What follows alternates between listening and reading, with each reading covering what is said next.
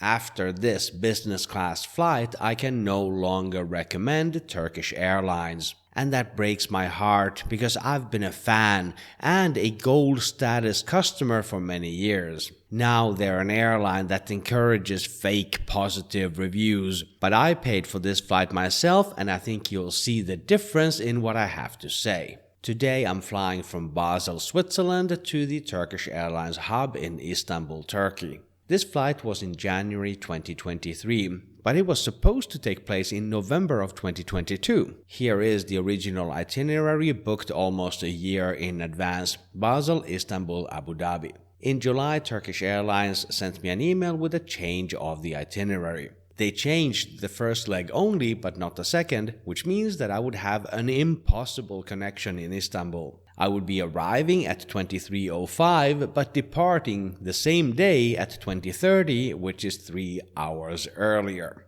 I called up the airline, but they were not able to offer me any suitable alternatives in the same time frame, and I was willing to accept flying from Zurich instead of Basel or flying into Dubai instead of Abu Dhabi. So we changed the entire trip from November to January, and this took 45 minutes on the phone.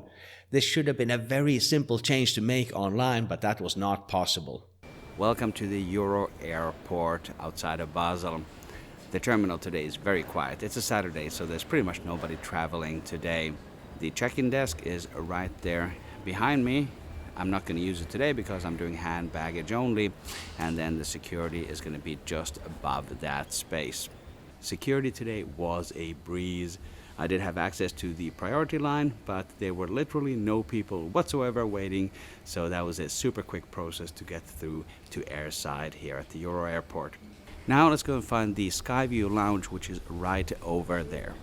In Basel, I have access to the Skyview lounge. Unfortunately, today the lift is broken and the entire lower floor is closed. There are many things to like about the Skyview lounge. Number one is that there is so much space and there's all this natural sunlight. Number two is the viewing/smoking terrace where you can get nice views of the aircraft. Welcome to the Skyview lounge. Of course, now on a Saturday there is nobody here except for like 3 or 4 people at the very maximum, and they got their crème d'Alsace. Cheers. In terms of the catering, the highlight in my mind is the crème d'Alsace, which is a local sparkling wine. Even though this airport serves Basel, Switzerland, it is physically located entirely in France, and that means that the croissants and other pastries are super yummy. And now the lounge is really starting to fill up. There are at least 20 people in here right now. I love traveling on Saturday mornings. As for the rest of the catering at the Skyview lounge, I've never been to prison, but I imagine they serve food like this. Luckily, Turkish Airlines is famous for their food, so I'm really gonna enjoy the meal service on board. We are supposed to start boarding in about 25 minutes. Before that, I also gotta go through passport control. So I'm gonna exit the lounge right here, and I will see you on board. One mistake that I'm not going to do again is trying to film while I walk down these steps. If you saw the video of me falling, you know that that can be treacherous. Just like security, passport control was a breeze as well. There was only one person in front of me in the EU passports line, so I was through in a matter of seconds. Next, we're going to board this Turkish Airlines flight. The departure from Basel to Istanbul is an hour late. In fact, 3 of the 4 Turkish Airlines flights that I took on this trip had massive delays. The priority boarding works pretty well, but after we pass through the gate, we are placed in this holding pen, which is not particularly inspiring. Our aircraft today is an Airbus A321-200. The business class seats are of the recliner type. And if you consider this an intra-European flight, this is far better than the competition. Typically, European airlines would use regular economy class seats with one seat blocked for their business class product within Europe. Turkish Airlines operates different versions of this aircraft. You can see that the seats are old, but they are functional. So this is not a lie-flat bed, but it does have some recline. As soon as I have a seat, it all starts going downhill, because I am told that I'm not allowed to film. I will be relying on narration and photos for a big chunk of this video. But first, let's discuss this film ban in the studio. The purser tells me that I need permission to film on board. I ask for his permission, but he declines. He says that I would have to contact Turkish Airlines social media ahead of time to get permission to film. Then I ask him if it's okay if I use my phone for filming rather than my big fancy camera that I have with me, and he tells me no to this as well. Then I ask him if it's okay if I merely take photos, and he says yes, that's okay so long as you don't photograph the crew or the aircraft, whatever that means. This filming ban has two consequences. One, I don't have any footage of the welcome drink or the hot towel service, which were both lovely, and it's a shame that I couldn't film them. The second consequence is much more important, namely that by having this policy in place, Turkish Airlines is encouraging fake positive reviews. If I need permission to film on board, then what comes across in my YouTube video will not be a genuine customer experience. If I need permission, the airline has an opportunity to do special preparations. For example, ensure that there's no garbage in the front pocket.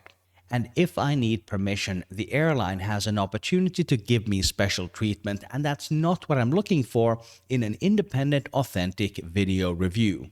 With that said, let's have a look at one of the highlights of this flight, the meal service. The starter is a Turkish meze, and the yogurt dish is amazing. It is refreshing, flavorful, and rich. The entire plate is served cold, and I think this tart would have done better heated up.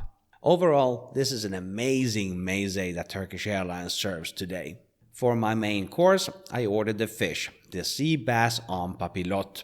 It comes served in this paper wrapper, or paper bag if you will. It looks super weird, but it really keeps the dish incredibly moist and delicious. This is among the best fish dishes that I've ever had in the sky. The meal also comes with a great selection of cheeses, and I find that they complement each other very, very nicely. The dessert today is a mascarpone passion fruit tart. It is outstanding. It's like a fluffy cloud with passion fruit on top and a crunchy chocolate layer at the bottom. This flight did not have Wi-Fi, and there was also no amenity kit. After the meal, I ordered a Turkish coffee, and one mistake that I made was to not let it settle before drinking it. The Turkish coffee was served with a Turkish delight, which is wonderful. For the nuts, Turkish Airlines hands out these bags of hazelnuts while making sure that you know that they are from Turkey.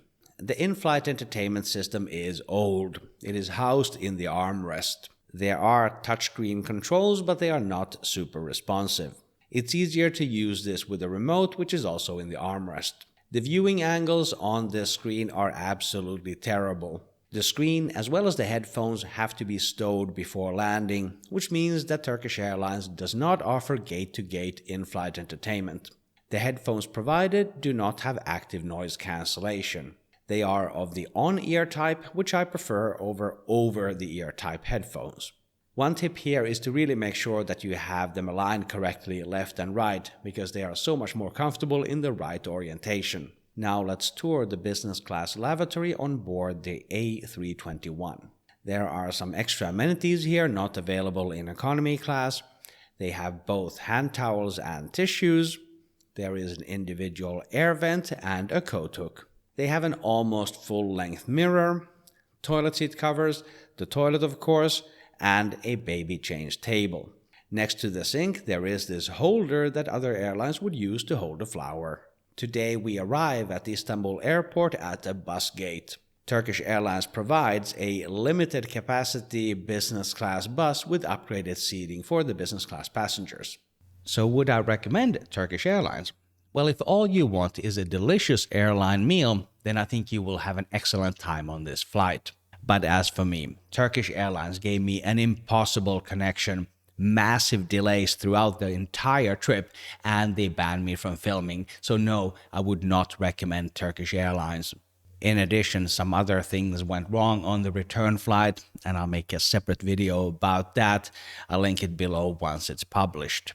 For more misadventures trying to film onboard aircraft, click or tap the screen right here to watch my video about my experience on board Swiss International Airlines in business class. Thank you for watching. My name is Markus Seppälä.